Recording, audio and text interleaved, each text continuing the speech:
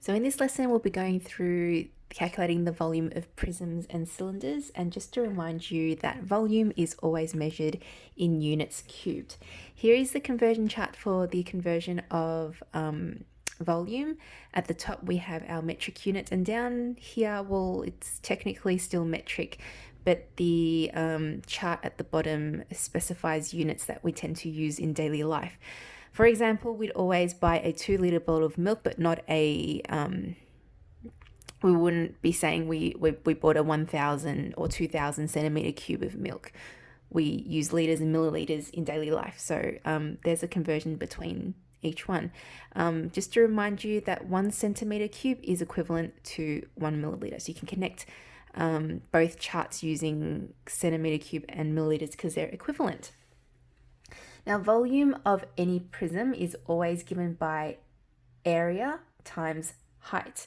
So by area, we're talking about the area of the identical face. Remember, prisms are three-dimensional objects with 2 identical faces. So a triangular prism would have 2 triangular faces that are connected by straight lines, or even a cylinder would have 2 circles that's connected as well. Now, capital H represents the height of the object. So for a prism, this is the distance between the 2 identical faces. So if we look at these prisms here, when we're talking about the height of the object, it's the height or the distance between the 2 triangular faces for a triangular prism. For a rectangular prism, well, anything could be height in this case because every line connects to another identical face. For a pentagonal prism, it's always a distance between the pentagon to the other pentagon on the other side. So don't get big H and little h confused. Little h would represent the height of the face, for example. Okay, so if you look at these formulas here, you'll know exactly what I mean. Rectangular solid volume is length times width times height. Now, if we look at the triangular prism, can you see how there's 2 h's here? Base times height divided by 2 is the area of the triangle, and we multiply it by the height of the object, or the distance between the 2 triangular sides, triangular faces. It's area times height, and as you can see here, length times width is the area of a rectangle multiplied by the height. Base times height divided by 2 is the area of the triangle multiplied by the height of the object. And cylinder, pi r squared is the area of a circle, and we're multiplying it with the height of the cylinder, or the distance between the 2 circular faces. So we're going to use these formulas in order to calculate the area of these basic solids. So first up, we have the cylinder here, and the volume of a cylinder is always area of the face, which is pi r squared because it's a circle, multiplied by the height, or the distance between the 2 faces, height of the object. So pi is just pi. R in this case is 2, so 2 squared multiplied by 4. And if we were to give it to it in exact form, the volume of this object will be 16 pi meters squared. But to 2 decimal places, we'll just get the help of our calculator and multiply 16 by pi, or approximately 50.27 meters. Meters cubed, because we're talking about volume of the container. Okay, so that's that one there. This one is a composite object, so we've got a cylinder and a rectangular prism, and we need to find the volume of this entire object here. So the volume of everything of this object would be given by the volume of the cylinder, which is pi r squared h, plus the volume of our other object, which is length times width times height. So pi and r in this case for this object is going to be 4.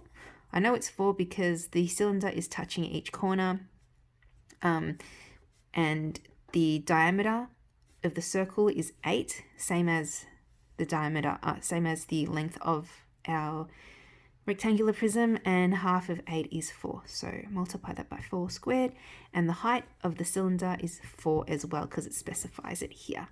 Okay, so that's the volume of our cylinder right there. And then we're going to add the volume of the rectangular object, which is 8 times 8 times 3, length times width times height. And then we just work that out. So that's going to be 64 pi. So 4 squared is 16 times 4 is 64. Plus 8 times 8 times 3 is going to give us 192. and if we were to leave it in exact form, that would be our answer in centimeter cubed. But if we're going to give it to 2 decimal places, we will just pull out our calculator and go 64 times pi plus 192. And that's going to give us 393.06 centimeter cubed. Okay. Now this next one here is called an oblique shape. So by oblique, you can consider oblique as, imagine this being a regular triangular prism and it's just being pushed over, so it's slanting. So you can, it's the same for example, we have a rectangular prism, but now this rectangular prism has been pushed on an angle. I'm not very good at drawing.